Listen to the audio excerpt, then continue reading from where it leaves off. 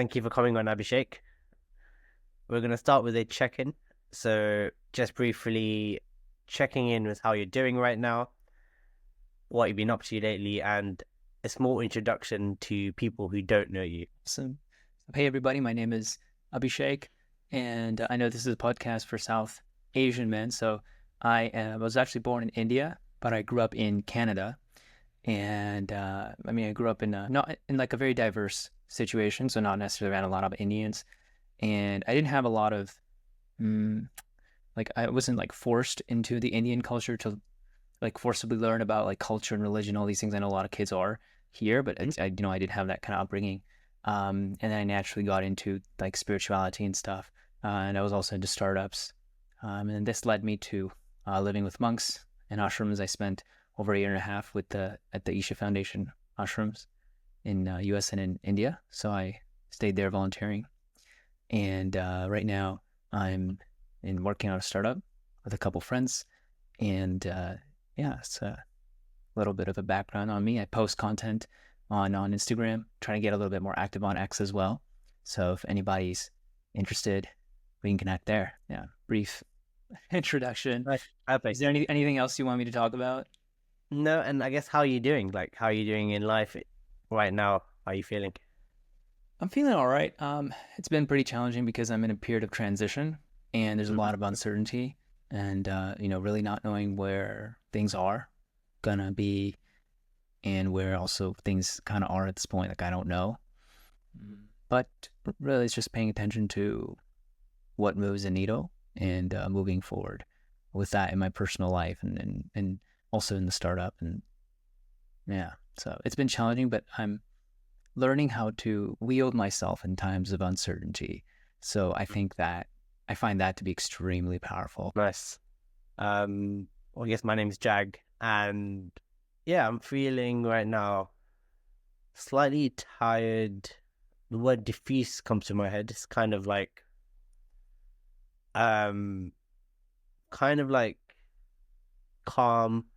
Like there's a lot going around me, and I feel like similar to yourself, there's some uncertainty with where my future is heading. But I also feel like normally this kind of situation would make me feel more of a victim, where I feel like I would be panicking, overthinking, and be like, I should do this, I should do this.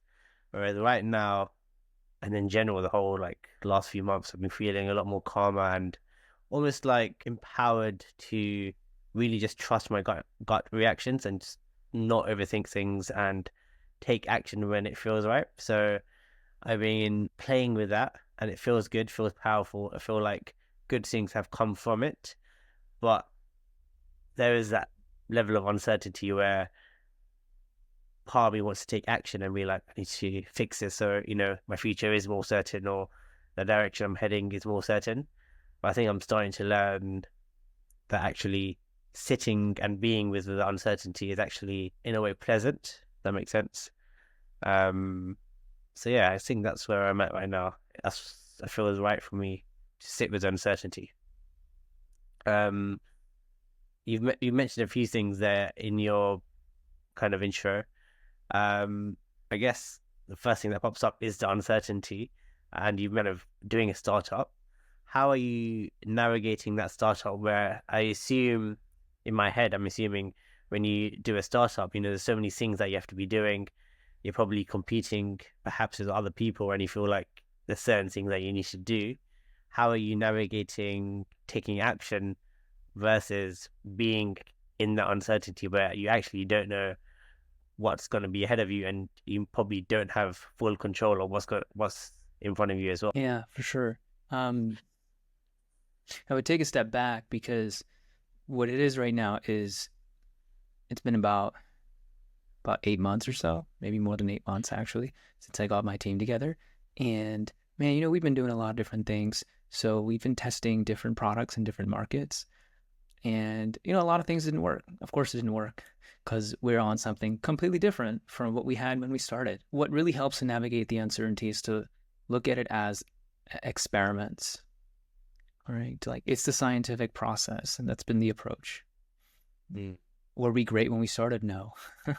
But if I look back, it's embarrassing. But which means it's good because we've made progress in terms of how we operate. And that's actually real progress, right? That's the progress that matters. And so today I'm really happy, actually. And I'm so excited about where we're at. And so when you ask about uncertainty, what I can tell you is one thing that really stood out to me about navigating uncertainty or hacking uncertainty. There's a book called Hacking Uncertainty by Price Pritchett. I highly recommend it. It's like 10 pages. It's just like short and sweet and straight to the point. And one of the things he said is, it's like improv, right? It's like yes and yes and yes and, like, that's one way of looking at it. But improv essentially for me is a way to, when I'm in uncertainty, typically I do notice myself getting into fear, and I notice some people around me and they project that onto me, and I'm just like, hell no, fuck that. I don't want that. And so when I look at it, I say, okay, things are uncertain. Can I be excited instead? Can I play with what's in front of me and see what happens, where we can get, and just run a series of experiments?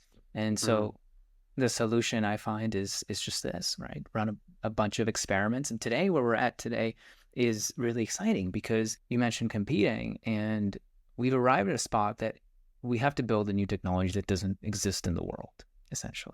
Well, we're building on top of technology. It's an AI tech, so we're building on top of a lot of the advances that are happening in AI, and we're essentially seeing how to take current AI research and apply it in order to solve end user problems, something very specific that we're focusing on. So it's essentially for jewelry. So right now, if you have any kind of product or fashion, whatever it is, we're focusing specifically on jewelry for now. You have jewelry, you're going to have to hire a photographer, editor, model, get all these people together. You can either have it in-house, or you can hire freelance or a studio, and they're going to come and they're going to do this for your products, for your jewelry, and then you can have awesome, solid pictures and videos that you can use for content, right? For your website to sell your product, your jewelry. But we're saying you don't have to do all that.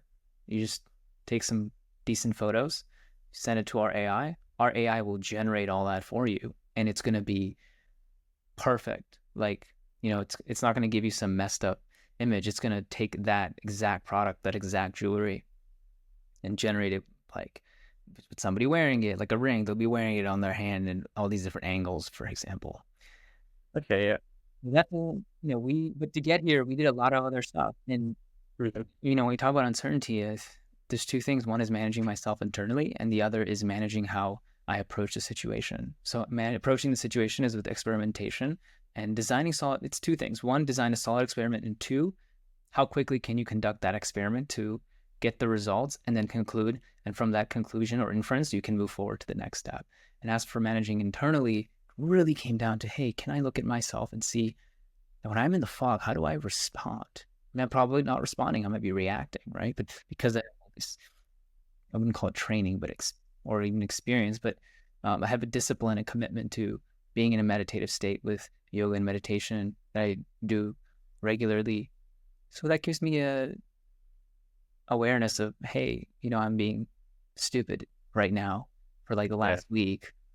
I need to get my shit together. I need to stop allowing other people's fears to come into me, or I need to stop being like you were just saying, oh, I need to do this. Oh my God. Sometimes that happens, right? And what I'm noticing here is we're both taking that responsibility of like, okay, let me just take a step back and say, hey, how do I be more aware, be more intentional, and see how can I have a great experience as I go through the stuff, whatever the process is in life that it is for me, and whatever it is for you, right? It's different for all of us. But man, like I see it like that. That's been my experience. It's exciting. Like it's exciting now, but there are so many ups and downs. But there's like that deep inner excitement, and it's getting activated more and more as we're getting to something where it's like, hey, we can help a lot of people with something here. And it might not be this, so I actually don't know. We're just taking like a real step-by-step approach and saying, okay, in order to get the next step, what do we need to do? Let's do it well. And then once we get there, we'll know if it's worth moving forward or not, or we'll do something else. Nice. There's you can sense the excitement there. I guess the few things I want to unpack from what you've said. Firstly, like, why this area of kind of niche, I guess? What's kind of exciting about this area for you? We did a lot of different things. We tried to help psychologists with an AI. We tried to Mm-hmm. help engineering managers with an AI. These are all different types of tools that we were doing. We also tried to help small, medium-sized businesses Mm-hmm. with different types of services, like AI services. And we also offered courses, workshops on AI as well, like Mm-hmm. current like stuff, like literally research that came out like last year or like 2 months Okay. ago. And we say we take that and it's like, here's how it works, here's how you apply it in your company, like that. Mm. So we did all these different types of things over the last several months, and we have very simple and clear criteria that I already did to that. That's how I recruited my co-founders. And it was basically that we want to do something that is sensible for us, which is Mm-hmm. like, hey, we don't want to work our asses off just for money. We want to make sure that Mm. we live a life that serves us, and we build Mm. something that is interesting to us and adds Mm. value. So it's really simple like that. And we share certain personal values, so that really helped us come together and build something. And we're remote, so that's another thing. Like we're all in different cities, different countries. So Mm-hmm. we also have to keep that in mind, as we take things forward. Nice. And then so as we try these different experiments, one thing is like we have in-house expertise in AI. I mean, I've just mentioned all these things that we did, and everything I was like AI, AI, AI, AI, right? Yeah.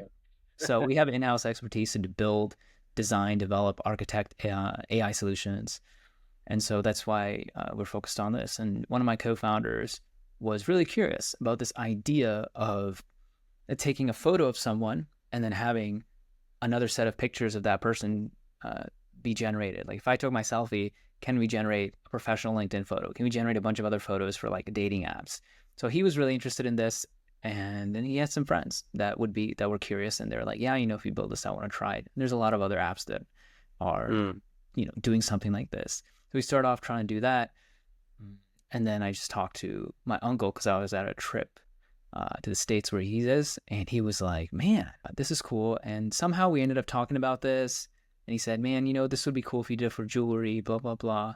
So at that point, I was already thinking about jewelry because I was Mm-hmm. thinking, should we do this for consumers, which is the use case I just told you, like for dating and professional? But then if we look at businesses, we can have a fashion, shoes, jewelry, e-commerce products, anything that people sell.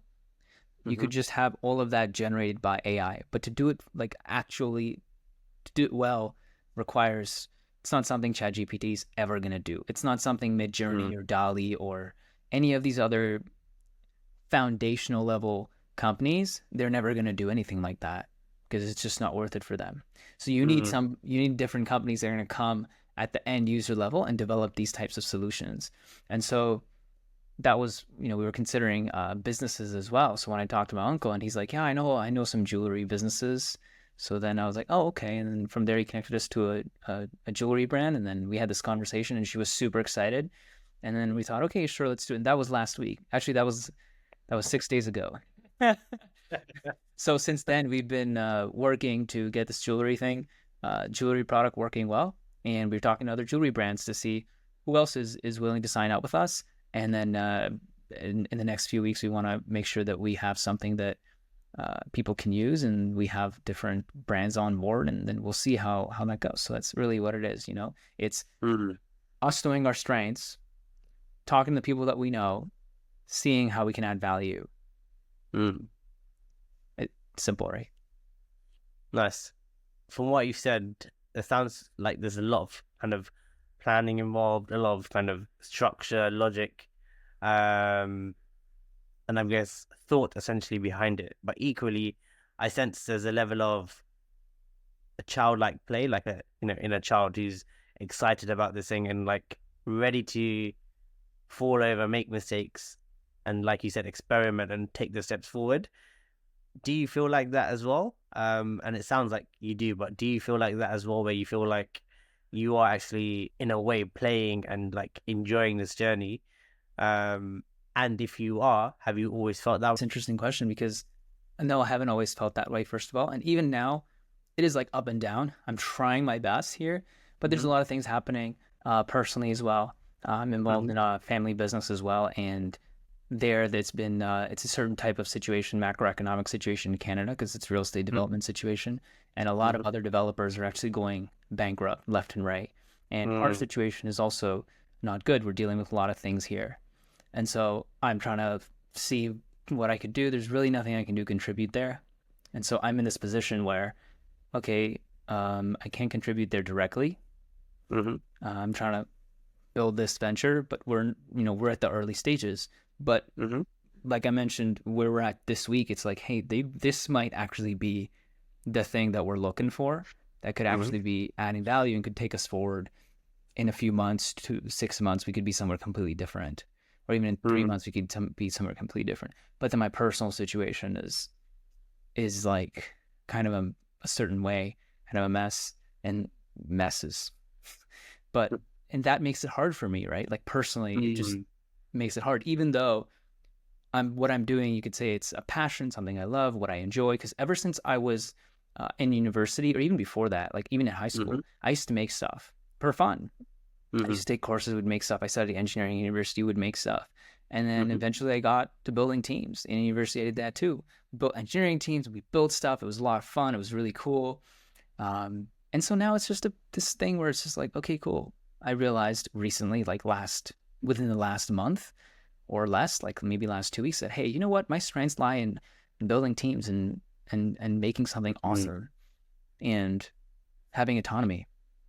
And so, yes to enjoying the process, but no in the sense of, man, it's fucking hard, man.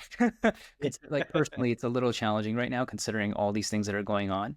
There's just a lot of uncertainty, but yeah, I don't know if that answers your question. No, I think it builds a picture. I guess there's a level of excitement that's kind of propelling you forward, but then there's also other things around you that aren't necessarily bringing you back, but it's making you be present with everything, because otherwise everything else might crumble.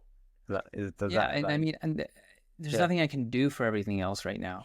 Or maybe that's a story I'm telling myself. Maybe there is something I can do, but then my mind, my attention is on what we're creating. So if I've done this before as I built this team, where I took my foot off the gas pedal and it slows things down. And sometimes when you slow things down too much, it's just eventually the car stops. So it's important for me, from my position, to actually keep my foot on the gas pedal and go no matter what anyone says. And and I was actually just right before this conversation, I was outside, and there's a bit of guilt and shame that comes up. Guilt, me defining guilt as I'm doing something wrong, and me defining shame as I am wrong, right? On the identity level. Yeah. And maybe that's like the good boy programming in me. I don't know. So is the guilt and shame around the fact that you're choosing to... I'm choosing myself. I'm choosing myself over doing what could be right for family.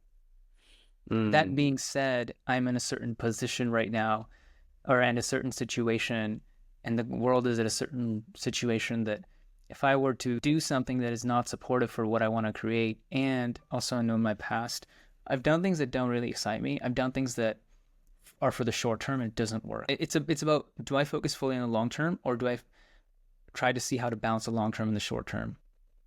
And sometimes it's like, man, I should just burn the boats and go straight for the long term, the thing that I care about, if trying to do something in the short term is going to come at the detriment of the long term, and it doesn't work anyways. Like I tried applying for jobs a few months ago to see how I could help out, and that just didn't work for me. I went through job interviews and I was like, I gave it my all. I did everything right mechanically.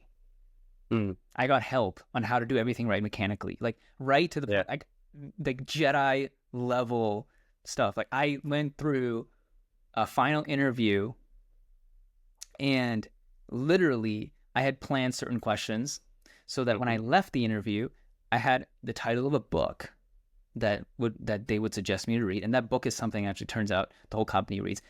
Within 10 minutes of leaving the interview, I purchased the book on Amazon, took a screenshot that I purchased it, sent it to all the interviewers. and sent them a really, really nice, well-written email, which was actually already pre-written, except I left a little spot for information on the book and then also including the screenshot. Like that level of like detail and stuff that I approached with. And I felt empty. And I knew that. You know what I mean? Like I knew this because I've done this in the past when I was in my early 20s, tried to do different things that it wasn't right for me. But the only reason I would even do that now, I was doing that now this year, was because it was that shame and guilt of like, oh, I should do something. But it's whereas what would serve me best is to go all in on what I actually care about. And that's where I'm at right now. And I've like jumped there. I've jumped into that, and come what may, we'll see what kind of situations happen, what comes. Rather than trying to do something that I think is a socially right thing to do, it's probably more important to do what like I know in here is appropriate for me, and just be selfish of, if I'm not taking care of myself, if I'm not filling my own cup, I won't be able to take care of anyone, even if it means that I'm going to look like the biggest douchebag in the moment. And maybe even in the future, 5 years later, 10 years later, you could look back at my actions and think this guy's a fucking asshole. How could he not do this, that? But we are who we are, right? Like I have a certain nature, and I am what I am, and I do my best, but who knows? I have no idea. But this is also, these things kind of make things hard. 100%. I guess for me, it's bringing up own thoughts and processes, or memories even, of like me trying to fill the cup of other people around me, and it works to a certain level. Like, I'm able to adapt. I'm able to help them to some extent, maybe not fully, but equally I feel empty. I don't feel happy. I'm not really giving them my full potential. Whereas when I've been actually able to fill my cup and do the things I want, yes, there's a level of guilt and shame of, why are you being selfish? You should care about people around you. You should be caring, giving. But on the whole, actually, by being that person who's selfish, I'm actually able to come from a place of more joy and happiness. And I think people around me can see that as well. Which brings me to our next question. Have you always been that person who's kind of been, so selfish? Or is that something you're learning right now? That's a very interesting question, actually, because I never thought about it that way. Because in my experience, now that you say as I look back, it's like, whoa, wait a minute, bro, what the fuck? I've been going like this, right? Times I choose myself, and I'm like, no, I should do this thing because it's right. I choose myself, and I do this, so this is what should be right. Why that cycle? And it's like the shame and the guilt, maybe. Or another way, like shame and guilt, like me feeling bad for choosing myself. We call it self-sabotage. And I don't want to do that anymore. I think that's not appropriate. Like, it doesn't serve me well. Yeah. So the answer to your question is both. Yeah, it does, I guess. I guess what I'm thinking. But one thing I want to say is, like, choosing myself doesn't have to come at the cost of others' well-being, right? Like, choosing myself is good for others too. The only problem is, if me choosing myself just doesn't meet the image that they have of me in their mind and what they want me to do. So if folks around me, family, whatever, have an idea of like, this is this boy and this is what he should be in this box. And me choosing myself means what I am and not what someone else's idea of me is. And what I am is not necessarily a bad thing. I mean, putting aside judgments of good and bad, but what I mean that is still inclusive. It's not like I'm choosing me as like harming other people or doing something illegal. It's not like that at all, right? It's nothing. It's literally like, hey, look, I'm just being me. A regular, normal dude. But just doesn't fit into somebody's idea of what I should be or what I should do or how I should live my life. And then me not doing that makes me feel like I'm wrong or I'm doing something wrong. Now that right there is not appropriate for any piece of life. The word that pops up for me is acceptance. And I guess going into my life, I feel, and it's a topic right now, I guess I'm discussing with my partner, and just other people, and it's the idea of being true to myself and accepting who I am fully and the image of who I guess I truly am versus the image that I want to portray to people around me, especially people that I love who are close to me.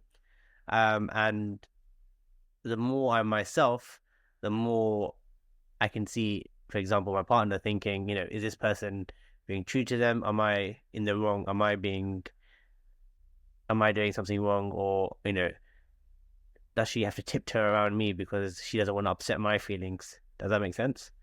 In the sense of, I guess it's when I'm fully accepting myself and she's accepting of who I am, it's a lot more easier to be ourselves and go for what we want. And the people around us, they might not understand initially, but they will understand eventually. But that only happens when there's that full acceptance within me where I'm like, this is what I want. This is what I truly want. This is who I want to be. And yes, there's shame. Yes, there's guilt. Yes, there's feelings of uncertainty, unease, and I don't know where this is going. But in my gut, in my core, I just feel this is what I need to do. And actually, the more I go towards it, the more other things are opening up for me that actually are allowing me to be more expansive in my world, in my life. Does any of that resonate with you? Yeah, absolutely, man. Like this is what I'm saying recently, and even many of the decisions I made in the past, or I should say few key decisions I made in the past as well, that were deeply aligned with who I am. And if I can stay in that place and live from that place, I'm sure that would be the most fulfilling life I can have. And that's what I'm getting to now. Seeing how can I actually just live from there? Can I just be that no matter what happens? Am I willing to, and this was a committed decision I made about a month ago. I think it was June. So it was that I was actually driving here from New Jersey. That's like a 9-hour drive from New Jersey. Okay. Where was I? Edison to Toronto. And that was about a 9-hour drive. And that's literally one thing I thought about the entire drive, whatever it is, like 7, 8, 9 hours. And it was this. Am I willing to make a committed decision to choose what I want, what this piece of life wants, over what others may want? It's not a bad thing. It's not like I'm going to go and do some terrible stuff. It's literally that am I committed to living my life and not something inside of a box that somebody else is trying to put me into? Whoever it is, like it's not one person, right? So like you're saying, that took me that long to really like, and by the time I parked my car in the garage, I was like, yes. But that being said, it's not like I was like, yeah, this is the moment and everything changed. It's then, it's been a constant process. I'm thinking about it today. Like, all right. And I catch myself, I'm like, okay, what's going on? And now having a conversation, somebody's telling me. My dad's like, whatever other people interact with me, he's interacted with me. He's projecting his fears and insecurities because he's concerned about me. Well, he cares. But what I've noticed is people who love me the most, if they're in fear, then they're just taking their form of loving me is to throw their fears and insecurities onto me because those are the ideas that they have. Because that's probably that's their feeling. And one thing I've heard, and this is something I heard Sadhguru say, is the basic emotion is fear. And I was like, that's interesting. And that's interesting because we are all probably on the receiving end of this. I am from many people that care about me. And this is just like everywhere, even friends or whatever. Like my friend was telling me recently, I was at the gym last week and he's like, yeah, we're approaching 30. There'd be less options to meet someone. And he's because we're both single. Well, he's not single anymore. He was like last week or a week and a half, whatever. But last week actually. He's not single anymore. Somehow he just met a girl and fell in love. He's just, all he's done is just passed his fear onto you now, and now you're in fear. It's which is interesting because I did hear that from a lot, especially like being Indian, right? Like the South Asian community, it's a very common thing, right? Like, oh my God, like you have a girlfriend, you're not married, whatever. I was like, no, what was that a problem? But it's basically it's like, hey, look, I can choose in this area of my life or whatever to be scared, or I can choose to be excited about that vision, about the feeling that's deep within me of like, this is what I want. Because here's the thing, whether it's attracting a partner or creating something, no girl is going to want to be with me if I'm scared. Like, or maybe she will. I don't know, because she could be that too, and I don't want to attract that. Like I don't know, right? Yeah, I yeah, don't yeah. want to be that. First of all, like that, like that's not the frequency that I want to exist at. That's it. Mm, And then in terms of whatever we're creating, I want to show up in that level of excitement and attract people that are also excited to build something valuable. mm, Who knows what we're going to build, right? But that's how. So I've got an amazing team because I'm really happy with our team, and I'm really happy with the way that we're working. And in terms of attracting a partner goes, I don't know, man. Who knows? But at yeah. the very least, I can only do two things. One, make sure that I'm at the top of my game inside out and doing everything that I can. That doesn't mean I have a perfect life externally and everything's set. That stuff Mhm. will come and go depending on whatever happens. Hopefully, it won't go in the future, but Yeah. whatever.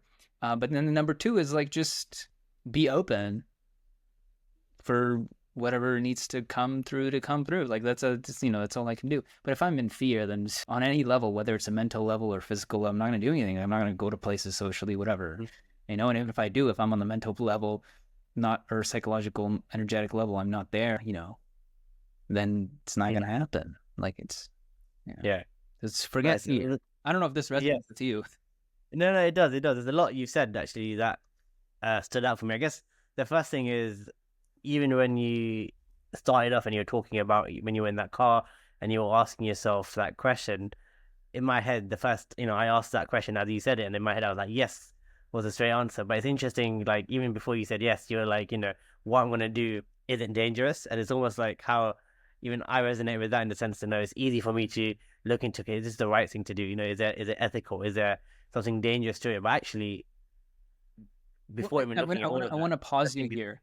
So I want to yes, pause yeah, you yeah, before we move on. But the one other yeah, thing, because since you're going into like these questions, one other question for yeah, yeah. me was, am I willing to pay the price?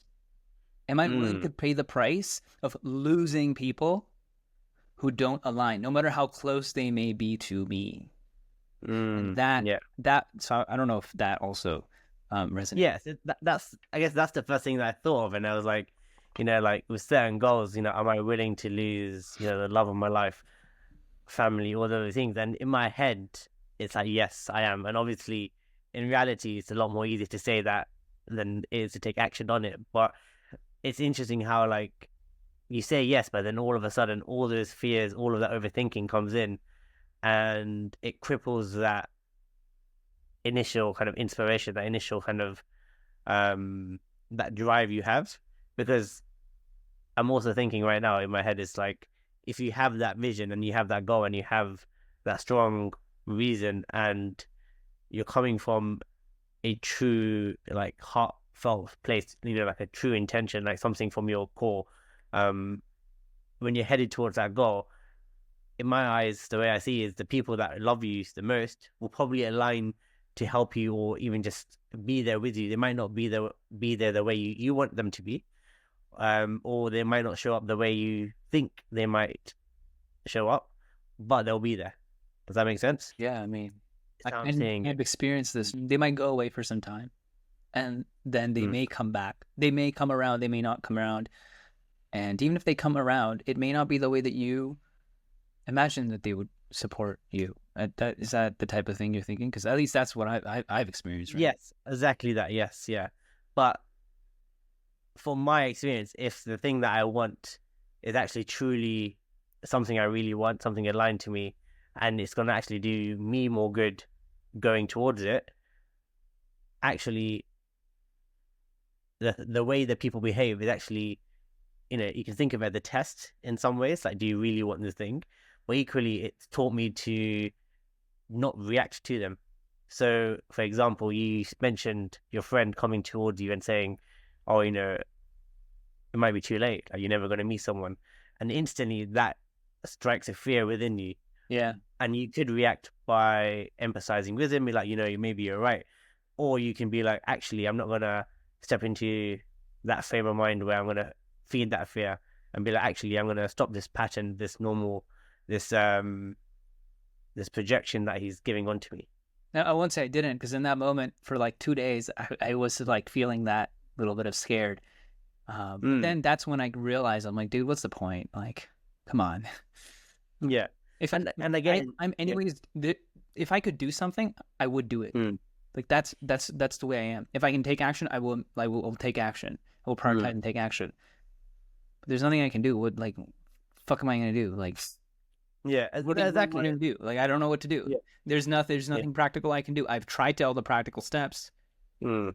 I've literally joined all the dating apps and matrimonial sites. I was like, dude, I am not interested in any of these conversations. So I was like, and then eventually, like, I was like, yeah, okay, delete. This ain't right for me. I met through different places. I tried arranged marriage. None of these things work for me. I was like, all right, you know what? I'm gonna just be me. See what happens. And it's not a numbers game. And maybe it's not for some people. And what I observed is it depends on what level you want to connect at. At least for me, I was like, I'm not looking to connect on a social level or a cultural level or a financial level or a psychological level only or an emotional level. Like all these things, sure, that's there, but that's not what's important for me. And what's important for me is something subjective. So I probably sound like a complete loony to people, but it's like, you know, it's something intuitive of like, yeah, you know what, this is worthwhile, or not worthwhile. Obviously, it's all been the latter, so there's not been anything. But yeah, have you felt like that in the past with anyone? So I'm really happy with some of the girls I did attract recently because I was able to have some really great conversations and learn a lot about myself and be like, oh my God, this right here is more in the direction of what I want. But it's so random that it's probabilistically, I don't see how to generate that type of connection through an app. I mean, like mathematically, I just didn't really see that happening. And this happened a few times where I learned many different things. But it just came down to I'm probably not looking in the right environments. And I did talk to some of my other girlfriends, like platonic girlfriends. Yes. And then, you know, people will like, it's like, you know, people will say things and I just don't understand like what's going on. And it's basically like, hey, you know, you're probably not looking in the right environment. One girl was literally like, she's like, based on what you're telling me, you probably need to look in a completely different place. And then another friend of mine, she also told me like the same thing. They're like, look, you're just looking in the wrong place. And I was like, okay, because me not knowing that I may not be being treated well, or me thinking like, is this how people are? I'm not interested. But then it's like, yeah, you know what? You can do better. So yeah, it's like this feeling of, you know, what's appropriate for you deep inside. But then at least, okay, I can't say you like that. I'll talk about me. Yes. Yeah. Me knowing there's something that's more appropriate for me. And it's not what's in front of me. And I can tell that much because I am not, I don't even care about this. And that right there, from my perspective, is the only thing that matters. And so it doesn't matter what other people are saying. So if I'm not finding that, then there's two things. Either I need to change something within me or I need to move somewhere else. It's probably a mixture of both.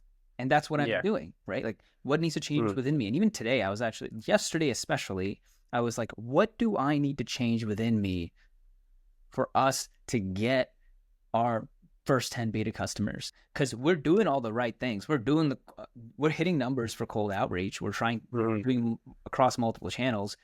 We have an intern. He's doing all these things with me. I'm like, this is what you need to do it. If we're not really like, it's not really working, then something else works. Like, okay, what needs to change within me so that who I am changes? That means the ideas I get change, the actions I do changes. And similarly, when I attract a partner, I'm just like, oh my God, like, I don't know. But you know what does need to change? I need to draw my limits, because I started to create limits because I wanted to make sure that would fit into the box of the people around me so they would also be happy. Now, why the fuck would I do that?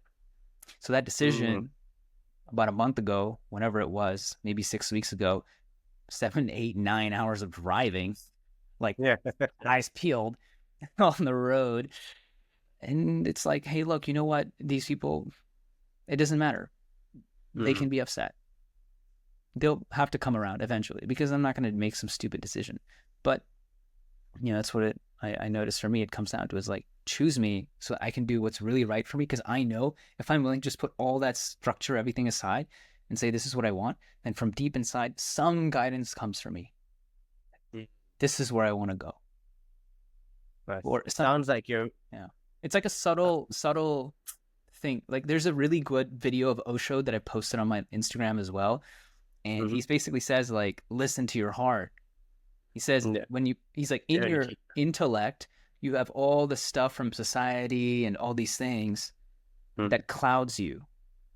But the divinity, or the Paramatma, as he says, is like a straight doorway to that from your heart. There's none of the other stuff that's clouding you. People will say that all kinds of things. They'll say you're this, you'll say that, or they'll say you're that, like anywhere on the spectrum, like innocent or non-innocent. Like they'll say you're this, they'll say you're that. All these different things he goes on saying. It's just like a 1.5-minute video that I post on Instagram. But that, that really resonates with me. And you just mentioned, right? Like, in your heart. And so for me, it's, if I'm willing to just follow my heart, things will fall into place. And it may not fall into place that I would like it to, that I think it should, because, if it falls into place, it should be this. Why? Because I'm so smart. So clearly I know how the universe should function. A narcissist. Yeah. A walking dark triad. It sounds like you're, in a good way, like you're really prioritizing yourself. And I guess it comes down to being selfish in that manner where you're choosing yourself, you're choosing what really aligns to you. And I guess if you are choosing what really aligns to you and taking action on it, which it sounds like you are as well, again, you're trusting yourself. If I'm not happy with my own decisions, doing what I really care about, how the hell am I going to make other people happy or show up for their happiness? That's not going to happen. Exactly. So yeah. 100%. How are people going to rely on you if you don't rely on yourself? Nice. And I guess encompassing all of this is the meditations that you do. You said you were part of the ashram. What was that experience like, and how has it shaped your kind of thought process, your life right now? Dude, that's the most important thing. What is life? From beginning to end. If you had a twin, whoever's watching this, you had a twin. From beginning to end, if you had a twin, what is life for you and that twin? Internally and externally. What is the difference? Like, what is the difference in your life? You came together with like the same genes. You're going to have, if you both have different karmic bags. That's a different story, right? But what does that actually mean? That means you're going to make different decisions. But if I look from the outside and there's two twins and they look the same, identical twins, I'm just going to be like, all right, it's like the same person. They could end up doing something that's totally same. But what happens? They do different things, right? Because they're making different decisions. So the only difference between all of us is the decisions we make. It's our ability to see options, our ability to make decisions, our ability to stick to the decisions we made, and our ability to change decisions to whatever is appropriate based on situational changes and personal changes. And so for me, the whole process here has been clarity. If I can see more clearly, and purpose of spiritual process is to enhance perception. Swami Vivekananda said this, Sadhguru said this, I'm sure many others have said this as well. And so staying in the ashram and even doing the meditative practices, I got into this, I was like early 20s, I think 22 or 23, I don't know. The reason was I wanted to like alleviate stress. I was like feeling stressed out and stuff. I know, right? 21-year-old, what a loser. 21-year-old has stress. Please, fortunately, let me. And so there I was, trying to alleviate stress. And I also was thinking, how do I make better decisions? I'm going to live better. And so today, if I look back, the most important thing is being able to do this so I can have more clarity. And as I have more clarity, I'll make better decisions that are more all-encompassing. So I can think broadly about everyone, about all life on this planet. I know, right? Amazing. But that's but that's what's important, right? I think what I've noticed for me is I've noticed most people are very nice. It's just hard for people to be nice because it's just inconvenient to be nice. Not like all the time, but I think you guys get the point. Whoever's listening, like it's hard to be to do the nice thing in certain situations because it's just not as convenient for you. And that's totally fine. I don't expect it. But if I have clarity and if I can make appropriate decisions for myself, I'll be able to structure my life so that I can actually maximize impact. And I'll also be able to structure myself internally so that at least I have a great personal experience, because I don't know what the hell's going to happen outside of me. I don't know how macroeconomic conditions are going to change. I don't know when a natural disaster is going to strike. We have 45 to 60 harvests left before soil goes extinct on this planet. And what happens when soil goes extinct on this planet? There's no food. And it's not going to be like all of a sudden it goes, it's going to be gradual. And that's just one. There's a lot of other natural things, natural disasters that are coming. So brace ourselves. Well, we also going to work towards making sure that doesn't, to prevent that. But, you know, I'm just, yeah. Yeah. So how was your 21 self before you went to the ashram versus now? Obviously, there's perceptions, clarity, but like, what's the change in like feeling or day-to-day behavior like after you left the ashram? Completely different. I mean, I wouldn't say after left ashram, because when you say it like this, the impression that it could give to a listener is that it's an event that happened. And I would refrain from, anybody who's listening would refrain from looking at it in that way, because the wording is very important. So what I would More of a journey in that sense. Yeah, and the journey's ongoing, right? Because and I go to the ashram. I was actually there for a week, like a month, like when in June. Yeah, this is July 11th. So I was there for a week in June as well, right? Okay. So it's a journey, and what I would say instead is, I had desires. Like I had one of my desires was, I don't want to be a product of my environment, and I want to shape my environment. Right, my like 20-year-old self was like really looking at this, and I had it in my notes, and a lot of other aspects like this. But I didn't know what to do. Everybody around me, typical American college life. I'm in Canada, but same thing, right? What are you doing? You're going out to bars, you're drinking, you're going to class. Now, I didn't really go to classes, but I was always into startups. I was always trying to like build something. But the alcohol didn't elude me, because what do? You hang out with your buddies, and then everyone's like, let's grab a drink. And that's just the normal thing. So me today, there's no grabbing drinks. I wouldn't say me today. It was literally me like immediately after I got into meditation. I just noticed that I hadn't drank. Yeah. No, it just like rain, it just fell out of my life. I was like, oh my God, if I knew this, you should just like taught all the kids to meditate in like grade 8. We would not have started drinking in high school. Like, and you would have not been stressed at 21. Yeah, exactly. Because I would have had more clarity, and I would have arranged my life appropriately, and I would have handled myself internally more appropriately as well to serve me well. But I was led by insecurities, unfortunately. And those insecurities were put into me by the people around me, by social programming, media programming, all these things. Probably also genetic influence as well. You know, these things are passed down generationally. Of course, I'm sure we all hear that. And so today it's completely different. I'm not saying I'm not affected by these influences, but I'm more aware, and I see that, and I see, okay, you know what, this ain't appropriate for me, and I see how to navigate it. And I'm sure in the next few years I will be a lot better. And I look forward to that, because then I'll be a far more impactful human being.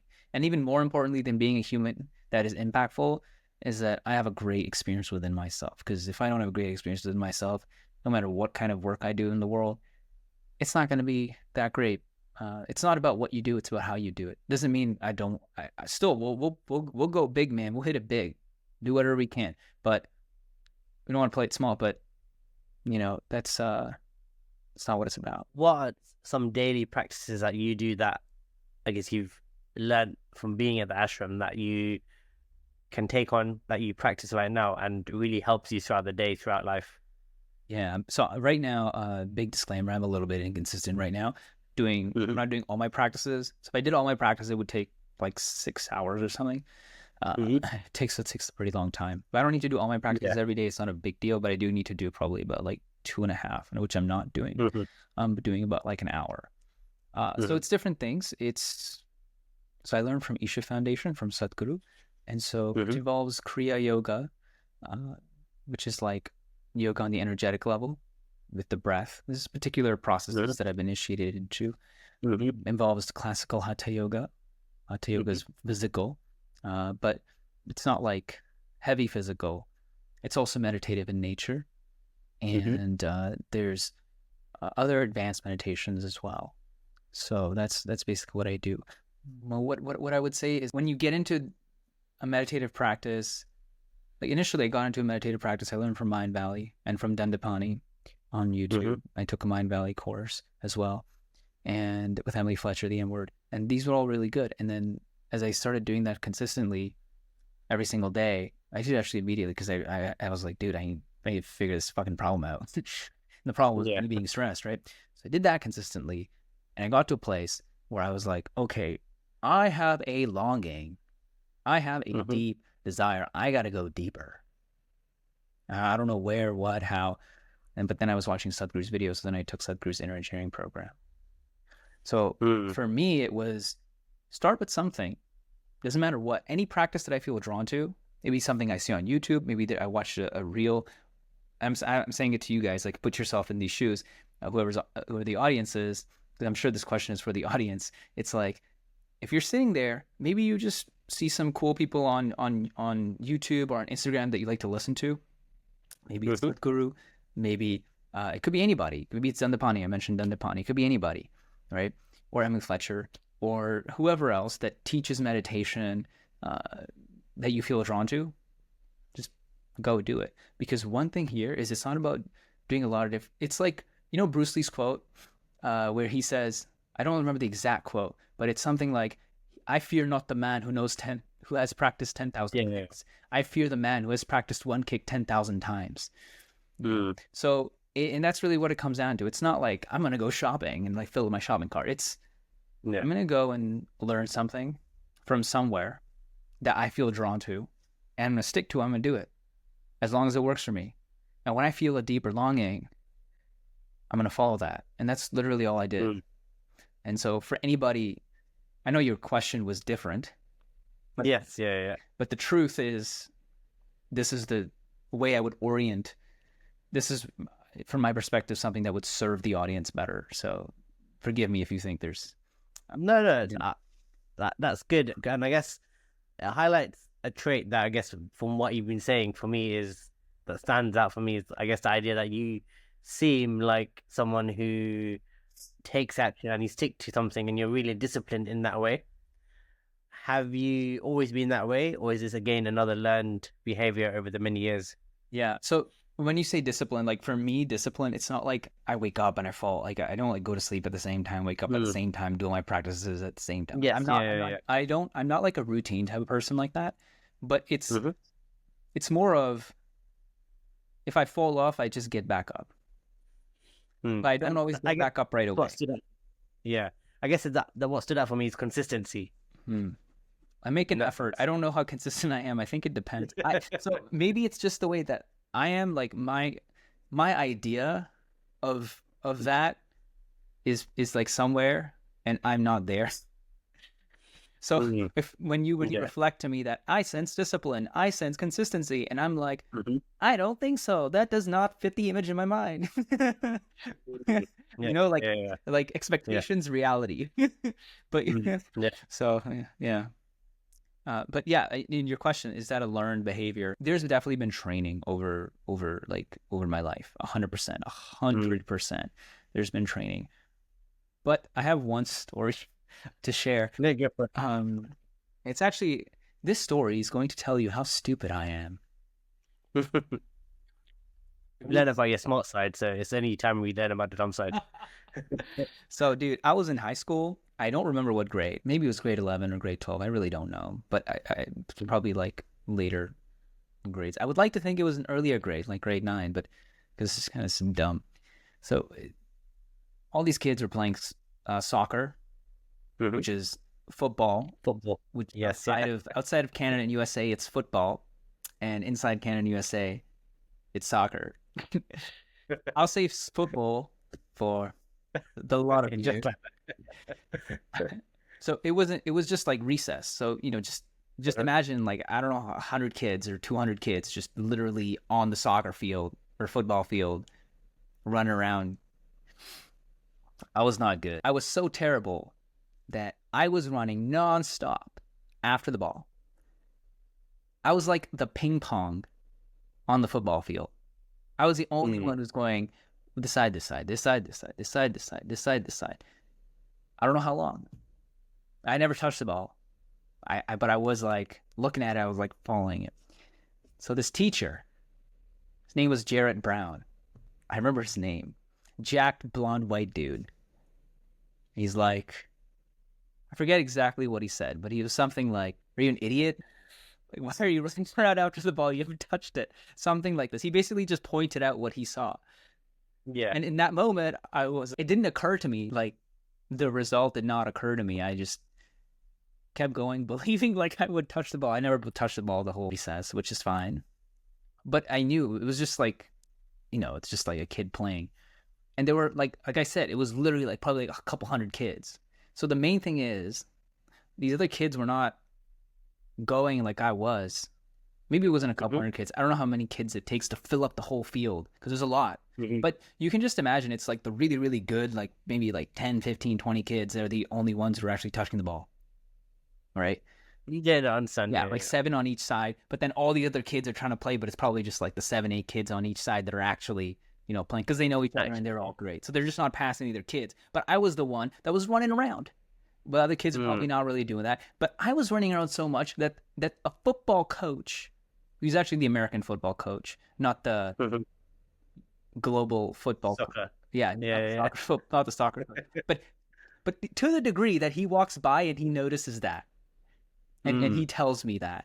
Like, that was the degree to which I had dogged determination since childhood. Or how did he feel when he said that to you? Sorry. How did he feel when he said that to you? Well, absurd. That's fine. Okay. Like, what? He thinks I was just absurd. Like, I don't know. I hadn't thought about it. So, it just illustrates the kind of stupidity. I'm using the word stupid, but foolish is another word. Just lack of perception, lack of understanding, maybe. I don't know I wouldn't call it my lack of perception or my lack of understanding. I was just playing the game. I was like, I'm going to do my best. It's not like recess is going to last forever. Like, it's like whatever it is, like, I don't know, 30 minutes. I have no idea. You're not playing the whole recess, right? So I was okay with just going after it anyways, because I was going to do that it's not like I was going to do that forever, but I knew for the whatever duration it was, like 20, 30 minutes, I probably just set my goal to just hit the ball. I don't think I ever hit it, but I just kept going until like the bell, or until that coach came and told me. And I probably started running again after he told me that. Yeah. I'm pretty sure I did. But like, that was so your question about, was it a learned behavior, what you perceive as discipline? It's just a certain kind of dogged determination to keep going. And this is something I notice in many people that I've seen. I respect. Not that I don't respect people who don't have this type of quality. And I don't even know how much of this quality is within me, because how the hell am I supposed to know? Nice. I'm just aware of time. So I guess one question that I often ask is... I don't mind going longer if you need to. But fine, perfect. Yeah, we can go for it. Conversation, I don't want it to I don't want to cut. Yeah, I would like to get through more if I'm cool. Like, yeah, let's go for it. I already had my dinner, so. So I guess one thing that popped up was, or one question I always ask is, what does it mean to be a South Asian man for you? I have to look at it because there's layers of identities. There's the identity of a human. There's the identity of a man. And then there's the identity of South Asian man. So you have to look at generationally, right? So I'm going to do that here. Me coming from India, South Asia, particularly the whole India or Bharat, the whole subcontinent of Bharat, which encompassed all the way from what is modern day Afghanistan up until southeast, Indonesia and all those islands. It encompassed all that, and east as far as China and even south of China. So it encompasses Thailand, all those countries. So South Asian is essentially all these and it all used to be one land. So it was not unified under one banner, but it was an amalgamation of cultures with their own royal families that led certain parts, right? So people were connected in that way. And what happened in the recent centuries is there was invasions from the West. And that came and that affected all this with these invasions, where there was a lot of looting, a lot of torture, a lot of inhumane treatments, right? So for me, being a South Asian man means all that may have happened in the last centuries, somewhere, somehow, it got imbibed in the culture, all this torture, all these invasions, getting getting your head hit on, a type of insecurity settled, a type of not feeling good enough, not feeling worthy, which would have anyways been there, but it settled in a certain type of social, cultural way, which continues to be propagated. So for me, it has been growing up in environments where I'm put in a box constantly, which is not who I am, right? And being and when I'm put in that, maybe it's because people care, but the way I experience it is, you're not good enough. You should be afraid. You should not feel secure about yourself. And that's really like a lot. It's, and then you are inferior in some way to whatever invaded, which is a very subtle thing. But so these types of things are there. And I see it even in today's culture. But to me, growing up, it has been, and it means that today, even like when I look at it, it's still there, coming from outside. But inside, I'm like, bruh, fuck that. So I guess that it's kind of, I guess it kind of encompasses what we've kind of spoken about, I guess, as well. And with that box, that, do you feel trapped? I guess you're saying, no, I don't want to be part of that box, fuck that. But does that box still feel like it's there and it's stopping you from doing anything that you'd want to be doing that you're not currently? It was, but in the last few days, I've just been like, dude, hell no, I can't live myself with this box. But it is there, right? It's not, maybe it's not there to stop me, but when certain things come up, when certain situations come in my life, maybe it'll come back up again, right? And as what it means to me, like as a South Asian man, I think the most important thing here is not to let anybody else decide your limits for you. The difference is this: I'm looking for possibilities, whereas the culture is telling me this is this is your limit. And why? Where does that come from? Where does their idea come from? Am I telling them I'm going to jump off a building and start flying like Superman? No, like what the hell? I'm not talking about bending the laws of physics, right? Yeah. So, and if I have my own clarity and my own experience, then I can make appropriate decisions, even if they're outside of the expectations of others. But I need to be willing to pay the price of how they will react and how that may affect my situations, because their reactions will lead to them taking certain actions. It will make things hard for me. Do you notice those patterns running within your family, like your mom and dad? 100%. 100%. I think we started with this, right? Saying how my father was projecting fears and insecurities onto me. And no matter what and this is where I'm at, which is no matter what I say or no matter what I do, they're not going to listen to me. They're not going to hear me. There's a big wall because there's an image in my mind and there's an experiences that I've had. There's a set of experiences I've had, which is, and there's what I see in front of me and there's experiences that I have. And that's why I'm able to communicate certain things. That's why I'm able to take certain decisions, take certain actions, have certain skills. Now, it's unreasonable for me to expect them to understand that, to be on board with that, because after everything that I've been through and who I am, how the hell can I expect other people who haven't taken those steps to understand?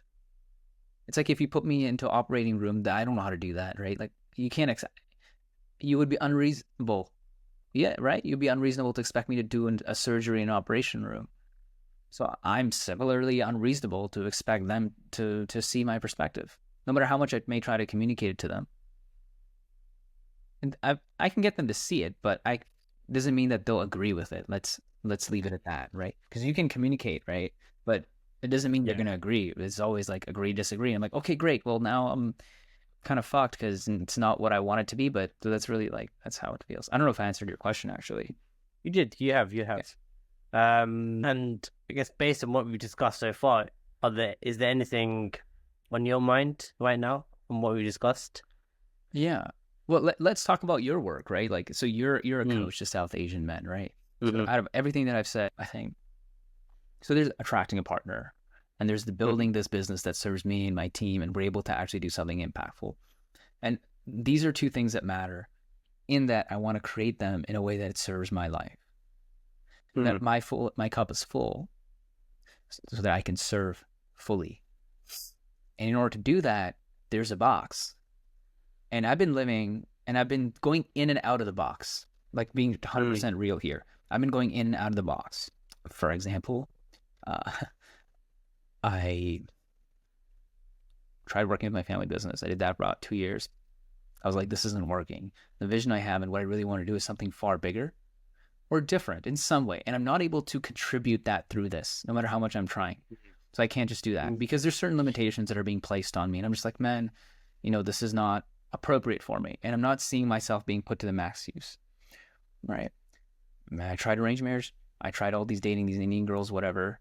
But all these people have a certain way of thinking. And I don't fit into that. I just don't align with that. And I am what I am. I'm 100% me. I don't limit anybody. I want everyone to be themselves. Right? But I'm not fitting into the box, these milestones that everybody might be living. So in these areas, whether it's business or attracting a partner, it's like, you know what? I can't be in the box. Like I tried to force myself into the box and it's not working. Yeah. I won't be happy. I can do life mechanically, then I won't be happy in it. And with doesn't work for me. This might resonate with you. For me, it's the flip side. It's like, look, I'm just gonna be me, 100% me. And now I'm transitioning into that. That's what I've been transitioning into. I don't know I'm just curious, is this the type of thing do you see this as you're coaching South Asian man? How often do you see this? And do you see this in both these areas? But the depth of it, right? Like the underlying thing that's encompassing, that's the foundation is like, follow my heart or follow societal norms. And that doesn't mean following my heart doesn't match with societal norms. It may or it may not. It's the degree to which it matches societal norms, which I'm sure varies for everyone. But I'm just curious about what you've seen. So I guess with the work that I've done with my men, I guess I see you all the time. And I guess for me, what I'm thinking right now is that box essentially represents, your family. It's safety. It does keep you safe, at the end of the day, they are family. But also being in that box comes with that feeling of not being good enough, judgment over your choices, guilt, shame, all of those things. The only positive I can see from that box is the fact that your family are there, and it sounds like family is a high value of yours. And I guess it is for a lot of South Asian people, and a lot of the South Asian men I work with, family is a high priority, family, future family, current family, all of these things. So I guess the question that's popping in my head right now is, how does that box make you feel safe? And it doesn't make you feel safe. I do not feel the emotional safety that I don't know if safety is the right word or I don't feel, but I just see how to give that to myself. I don't even expect it from them. Honestly, the only thing that's here for me is like fulfilling my duty and there's physical safety, which I need for the time being. And there's a love that I give, and it's out of my love that I want to contribute, but I'm not necessarily receiving anything other than physical safety. And it's physical safety, I guess, in terms of having a home, monetary, those kind of things. Yeah. And yeah, pretty much. But but that being said, maybe you've seen this, I'm not sure, but I am curious. What kind of South Asian man receives emotional safety anyways from the family that they were given, that they were born into? Like I'm sharing my experience, but it sounds like that. Yeah. And I guess what I'm thinking is they may not have given emotional safety, but they go back to what they think is emotional safety. So exactly. So it's like which is why I said I provided for myself within. But I'm also aware that they just, if the other party doesn't know how to do that, then I would be unreasonable to expect them to do that. And if they're not willing, then that's also unreasonable on my part to do. I can only ignite the willingness, but if there's no willingness or if there's no ability to, there's no desire to, it's not, I just leave it. But yeah. I guess from everything you've said, the difference, I guess, with people I work with would be that they wouldn't be aware of how to give themselves emotional safety. They wouldn't be aware of what they want in life. So it's almost like they feel trapped in that box because they feel like there's no way out of that box. But it sounds to me, from where you're coming from, actually, you give yourself emotional safety. You have that awareness of where you want to be, where you want to go. And right now, actually, you're on the edge because you're going for this goal that you want. But equally, there is that level of comfort and safety, and you can argue that actually you don't need to burn the boats because what you're doing is probably propelling you towards what you want. But actually, when the time comes, and there probably will be a time, you probably have to cut that cord and be like, I'm going to burn the boats now because now this is my opportunity to push forward. And it sounds like, and I could be wrong, but it sounds like right now the opportunity hasn't come. So you're kind of playing being in the box versus outside the box. And you're also aware of like where being in the box doesn't serve you. So example, the dating apps, arranged marriage, these things don't serve you. So actually you're not fully committed in that box, which is a good thing because then you're committed to yourself, or you're becoming more committed to yourself. So I don't know, I feel like you're on the right track, if that makes sense. That's actually reassuring to hear, because man, like it's been hard to really understand what's going on with myself. So actually, both of my co-founders are also South Asian men, and they're also the same age, and we're all 28. So we're single, 28 South Asian men from conservative Indian families. Well, one of us is Nepal, but well, anyways, same thing, right? Like South Asian families where they have certain expectations, and we're not interested the least bit in meeting those expectations because it doesn't make us happy. It's like, this ain't what I want, dude. I'm gonna go do what I really want. Peace. And and it sounds nice because actually a lot of men don't have that network where they can talk to someone who's in the same boat. But it sounds like you all three of you are aiming for the same goal. You have the same drive for the startup, and yes, you're going through similar experiences, but at least you can feed back to each other as well. Yeah, and actually one thing that's really important, I don't know if you know Gary Tan. So Gary Tan, I believe, is the president of Y Combinator right now, the president of Y Combinator. And then there's another VC firm that he leads as well. Forget what it's called. Initialized Capital. That's what it's called. If you type Gary Tan on YouTube, for the listeners here, you'll find him. Great investor. I think he was an early investor in Coinbase, and he made a lot of money from that. But he's also like a tech startup guy. He started some tech startups. And so one of the things he said, obviously South Asian, Tan. Or no, not South Asian. He's like Chinese or something. I didn't think you were South Asian, but I just nodded. He could be Vietnamese, which is South Asian, right? Fair, yeah. Yeah. Anyways, long story short, this is the main point. Is that what's really important in the relationship between co-founders is emotional vulnerability. And I was like, yes, because you get to be vulnerable and you get to share your emotions with your co-founders. And if you can have that relationship with them, it's amazing. You know what's amazing here? I may be single, but it's like I have two wives, which are my co-founders. But like, we have that vulnerability with each other in order to build something. And I think that's actually a really great training ground for a partnership in some sort of way. I mean, every relationship is great to learn about oneself, but I think that's very important. And yeah, like I want to thank you, man. This means a lot that we were able to have this conversation, and you reflected back to me that I'm on some path towards what truly matters to me. That's nice. Do you have anything else to share around what you've heard that sort of connects with what you've seen? And I would just be curious. And I think even for the listeners here, the question is really about giving you an opportunity to share trends and point to anything interesting about these trends that you've seen, talking to and serving so many South Asian men. Because that would be, I'm sure a bunch of us listening would be like, damn, he's talking to me, he's talking about me, like that right there. That would be really, really, really helpful. So I guess that feeling of not good enough comes up in my head, and the one word that kind of stands out is the mother wound.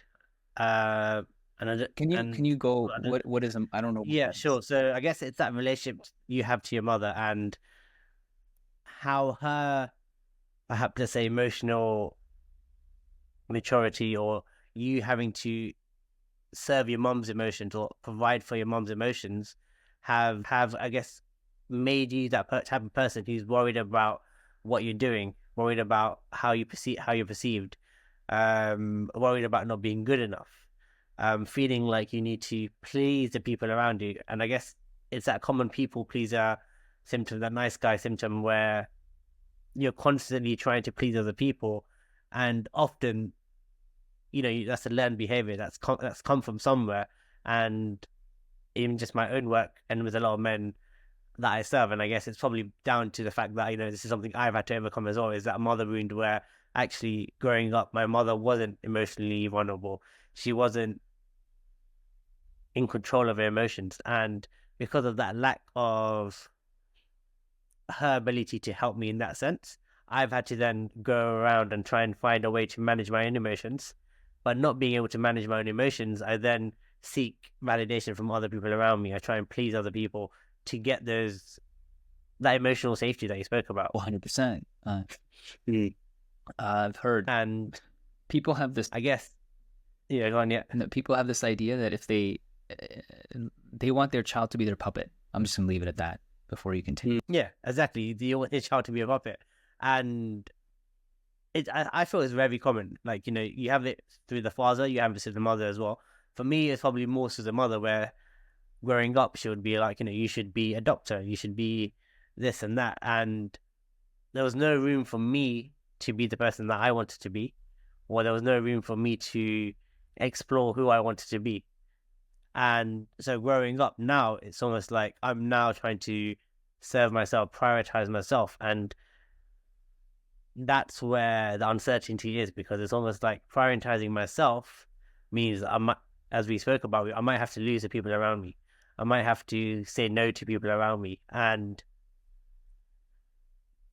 as painful as it might feel, and, it might feel like you're rejecting them. And in fact, it probably feels like they're rejecting you when you say no to them, right away. But actually, those conversations have to be had, because if you don't prioritize yourself, similar to what you said, you're going to start going down a path where you're not happy, you feel empty, and the people around you might be happy, but then you're just a puppet to them. Yeah. And this might be, I don't know if this is TMI, but I feel like it could be really valuable to share with many people. Couple encounters. I was having a conversation with my mom, and she was just saying some things, whatever. And I said, sounds like you want me to be your puppet. And with a resounding excitement, she said, yes, yes, yes. And I was like, okay. Reversing, maybe a couple of years. I don't know when this all happened within the span of like 2 years. Conversation with my dad. This happened earlier, like 2 years before. And I forget what the context was. He was telling me to do something. For me, I said, I didn't think this was appropriate. I said, no, doesn't make sense to me. And so I asked him with analogy. If everybody is jumping off a bridge and dying into like an abyss or an ocean or something, right? There's an ocean, high bridge, people are jumping off the bridge. Should I also jump off the bridge just because they're doing that? And with an exciting, resounding emotion, he said, yes, yes, yes. Now, to no fault of theirs, this is something that's been ingrained in them. But this is like, you're living in the tribe, and if you don't do what the tribe is doing, they will kick you out from the agrarian community into the jungle, where there's wild beasts who will tear you apart and eat you alive. That's literally what it seems like. And so for me, I'm just like, bro, let's what the hell? Still, yeah. I try to let them interfere with my decision making, and that did not serve me. Since it's like, fuck this. But now I'm like, okay, I'm glad we're having this conversation. I reflect back, and this just came up now that we had this conversation. I look at that and I say, well, no, that's not appropriate. The whole purpose of becoming meditative, and I say it in this way, becoming meditative, because it's a state of being that you want to elevate yourself to, is I'm moving from survival to creative on the level of the brain. If you were to measure my brain waves, survival brain waves are somewhere. And as I improve myself by becoming more meditative every single day, doing certain things to create the conditions of meditativeness within me, Mhm. then I'm moving outside of survival and into higher levels of creativity. So as I do that, I will experience a better life. Mm. Is that not the point? So when you talked about getting my emotional needs met and all these things, this has served me well. And I didn't Mm. even, I don't know if that was planned, but I do other things to learn, and I read about psychology, a lot of things. Gotten a lot of coaching. I've read very Mhm. specific books as well. And I have some other books. I have a couple books I want to read. One is Adult Children of Alcoholics. And another Mm. book is Adult Children of Emotionally Immature Parents, something like that. Mm. These two are on top of my reading list because this is very important. These will bring up certain insights. But if I'm Mm. meditative, I can look at clearly and see Mm. what's there within me, right? If the lake Mhm. in my mind is clear, it's going to reflect the moon, the stars, everything. Mm. But if there's all these ripples happening, then I'm not going to see shit. Mm. Just, to do that work, it's important. Mm. The image that I'm getting right now, and I guess for me, this is what meditation's helped me to do, is almost like see my life from a third person perspective. So a lot of times, and I'm practicing this more often, where like I set like a time on my phone. Every hour, I just tell myself to breathe. And it sounds so simple, but I can so easily get caught up at work with patients where I stop breathing and I'm in my head. So it's a reminder to breathe and just be more present. And essentially, what I notice is every time I do this, it's almost like I can be engrossed in work, things are happening around me, and I'm just like in my head in that survival mode of trying to like get shit done and focus. But when I take that breath, when I become meditative and be in that kind of meditative state, what happens is it's almost like I'm viewing myself, who's stressed out, from a third person perspective, almost like looking at it from a screen, like you're watching TV and I'm seeing myself and I'm seeing myself stressed, and it's almost like, okay, cool. Do I want to continue like this, or can I now change my behavior, my actions to who I want to be? So it's almost like I'm going from survival to, okay, I want to be more creative. I want to be more present now for the next patient. And so I could either get up and move, I could just focus my breathing, center myself and carry on. And for me, from what you're saying, it reminds me of that, where actually when you're in that survival mode, it's really easy for you to be in survival, for you to be panicky, for you to be reactive to emotions around you, people around you. But when you can actually take a deep breath and center yourself and ground yourself, it's almost like people can be going all out at you, and you can just take a step back and be like, cool, how do I want to respond? And it's almost like a brief second where you can make that decision. And a lot of times people react so quickly, they will never notice it. But the moment you notice it, it's the moment that you can actually make a change and be like, cool, I don't want to be that person who shouts, who just yells back. I want to be that person who's a bit more calmer, who's a bit more nurturing, who is able to say no to the person in front of them and be confident about it. So I guess from everything you've said so far, this kind of stands out. It's that kind of being able to be grounded even when there's a storm around you. And it sounds like with your kind of home situation right now, with your startup, it's almost like you're in a storm, but it's almost like you have control of that storm. So there's a lot of uncertainty with that storm, but you practicing your kind of Isha kind of methods and everything helps you to stay grounded. I still do catch myself being carried away by a tornado, right? I'm not going to Yes. deny that. Yeah. But that's the key here. I catch myself. Mm. If I Exactly. was not even if I couldn't catch myself, that'd be way worse. All right. No. Yeah. Ideally, you don't want to get into the tornado, but I'm not. What's important is to understand this is where I'm at. Mm. If I can't see where I'm at, then I can't do anything. And typically, for me, the first step is like, all right, pick something up so that I can gain some awareness, so I can actually see where I'm at, and then whenever I fall off, I can just pick myself up and make progress, gradual progress. There's two paths. There's two spiritual paths. One is dissolution and one is awareness. We're talking about the path of awareness right now. Now, what's dissolution look like? Yeah, dissolution, not dissolving, basically. Fine. Yeah. I wanted to clarify that. One is the path of awareness. The other is the path of dissolving.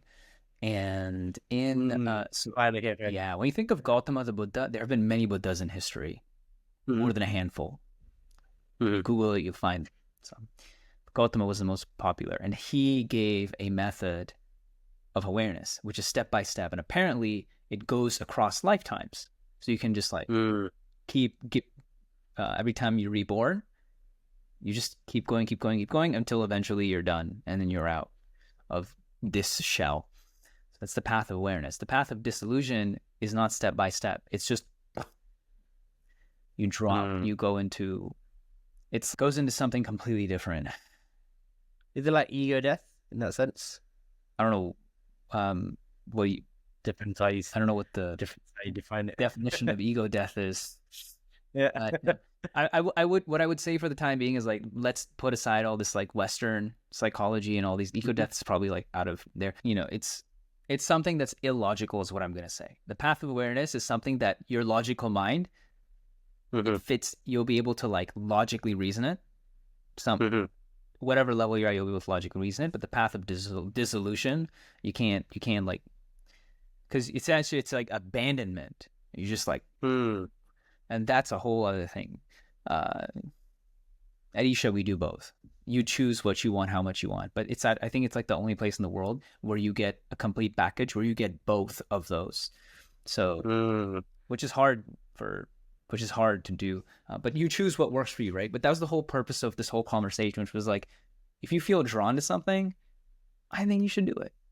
Because that's the shit that serves us well. Like, I don't know who's listening to this, but if you feel drawn to something, anything, probably the best idea that you can ever have is to do that. Because deep inside, you as a piece of life, took 15 billion years. What was it? That this planet is 15 billion years old. That's how old every single one of us is. I ask me how old I am, but like, me, 15 billion years old, dude. I have that much wisdom. Do you know how many species had to evolve for this to exist?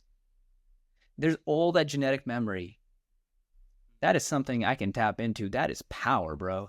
So why don't I get into a meditative state so that I can actually tap into that and make use of that and live an awesome, amazing, fulfilling, profound life? Easier said than done, but at least make some step towards it, and I'll probably live awesome. And there's no way in hell that we should let anybody tell us what you can or can't do. Probably not going to grow wings, but I'm sure you're not thinking of that, right? Are you thinking of that? Not yet. That'll take a lot of environmental changes and adaptations across like millennia. A lot of dissolution. Yeah. Or well, I was thinking on the evolutionary perspective, like it'll take millennia of evolution, dissolution. Oh yeah, you're going backward. Yeah. But these are internal, right? Like whether you're doing awareness or dissolution. In Sanskrit, the awareness is called pragya or prajna. I forget how to say it, but it's one of the two, something like that. And then the path of dissolution is samadhi. So I can't talk about these things because I don't know. You need like, it's not about being educated in it, because it's not about reading stuff. I'm not going to say anything I read. About being it. Yeah, it's about experiencing and like actually experiencing and perceiving. It would be terrible if I were to speak about things that are not in my perception. That would be a disservice to humanity. And we don't want to do that. Not in this podcast. Well, I don't want to do that in general, like, ever. So, yeah. On that note, it is 1 hour 36 minutes in. Oh, wow. I have thoroughly enjoyed this conversation, and I'm appreciative for you to come on. I would love to get you and your co-founders on someday, if that's an option, if that's possible. That could be, yeah. But I can let them know. Yeah. But otherwise, yeah, I would love for you to come back on as well. So thank you for coming on. Is there any final words that you want to share?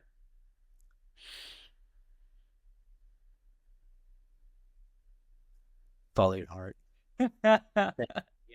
Yeah. To sum up this whole podcast, follow your heart. And don't say, and the other thing is like, do not go against your intuition. I had to say it like that. Yeah. Appreciate that. Thank you. Yeah, thank you for coming on. Yeah, thank you for having me. Take care.